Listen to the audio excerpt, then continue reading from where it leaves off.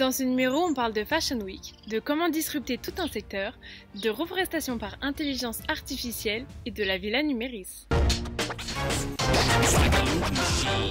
Saint-Laurent quitte le calendrier officiel de la Fashion Week. En quoi est-ce un coup de tonnerre pour l'industrie de la mode? La décision de Saint-Laurent, elle est extrêmement importante parce que la Fashion Week en elle-même, c'est un des repères du système de mode traditionnel extrêmement puissant. C'est pas uniquement le moment de la présentation des collections, que ce soit par les défilés ou par les showrooms. C'est un marqueur temporel dans le calendrier d'une entreprise de mode et dans la vie d'une collection qui est extrêmement fort. Il y a des choses qui se passent avant, il y a des choses qui se passent après, mais c'est un point dans le temps extrêmement important. Le fait de choisir de sortir du calendrier des Fashion Week, c'est pas uniquement de choisir de ne plus défiler en même temps que tout le monde, c'est choisir de transformer la chaîne de valeur, la façon dont sont construites et dans la temporalité les collections de mode. Et ça, en soi, c'est un vrai changement hyper important dans l'organisation du système de la mode. En prenant la parole de cette façon, Saint-Laurent ne se pose pas en « je subis le système » mais en fait j'impose une nouvelle rythmique. Et du coup, s'inscrit comme étant une marque qui fait preuve de modernité, qui se challenge et qui se pose des questions. Et ça, dans la mode, faire preuve de modernité, c'est un peu le prérequis, ou en tout cas ce qu'il faut de toute façon faire pour les marques. Et finalement, cette décision d'un acteur majeur d'un secteur pourrait-elle inspirer d'autres entreprises dans d'autres secteurs? Évidemment, cette attitude, elle va influencer forcément d'autres marques. C'est fort ce que fait Saint-Laurent, parce que Saint-Laurent est très puissant. Et que ce qu'il fait, on est en train de le commenter en ce moment même. Et que c'est une marque qui de toute façon va être suivie. Quand vous pesez 2 milliards, si vous partez de la Fashion Week, les gens vont continuer à regarder ce que vous faites. Il y a sans doute d'autres marques qui sont en train de se poser la même question. Puisque c'est quand même la question fondamentale, c'est comment utiliser aussi ce moment de crise pour en tirer quelque chose de bénéfique et se remettre dans les rails d'un système qui ne fonctionnait pas très bien. Donc forcément, ça va potentiellement influencer d'autres marques. La question, c'est qu'il y a des marques qui sont aussi puissantes que Saint-Laurent qui vont partir et qui continueront d'être suivies. L'autre question qui se pose, c'est toutes les petites marques qui existent dans l'aura de ces grandes marques qui défilent à ce moment-là, parce que les acheteurs, parce que tous les gens qui font cette industrie sont rassemblés au même endroit, au même moment, et qui du coup pouvaient exister un peu dans l'ombre, mais qui finalement trouvaient leur place dans ces Fashion Week. Ces marques-là, ça va poser des questions pour elles aussi, parce que finalement, si demain les grandes marques s'en vont, les Fashion Week n'auront plus le même sens qu'elles ont aujourd'hui.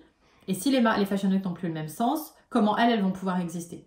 Et comment elles vont trouver des façons de pouvoir se raconter, s'exprimer, diffuser leur message et leur créativité par d'autres moyens que ce qu'était le défilé, le moment de Fashion Week traditionnel. Et ça ouvre forcément d'un coup plein de nouveaux possibles sur l'industrie. Pourquoi peut-on dire que la digitalisation des esprits et des pratiques se fait à marche forcée?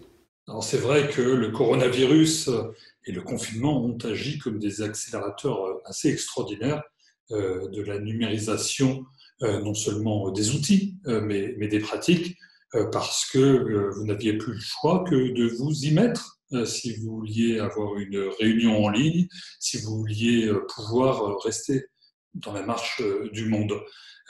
Néanmoins, on voit bien que ce sont pour les organisations des défis majeurs demain de faire travailler à distance des personnes qui travaillent de manière déspatialisée et des personnes qui sont vos collaborateurs, mais aussi vos partenaires et aussi vos clients, puisque aujourd'hui, tous sont partenaires avant tout de votre entreprise.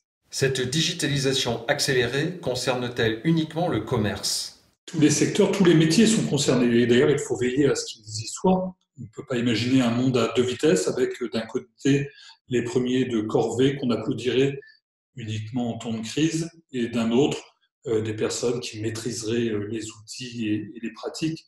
Et donc, il faut veiller effectivement à embarquer tout le monde dans cette aventure qui est exigeante, mais qui est aussi une ouverture sur le monde, qui est aussi un apprentissage, qui est aussi une affirmation de notre langue et de nos valeurs, et aussi le témoignage d'une volonté de vivre ensemble.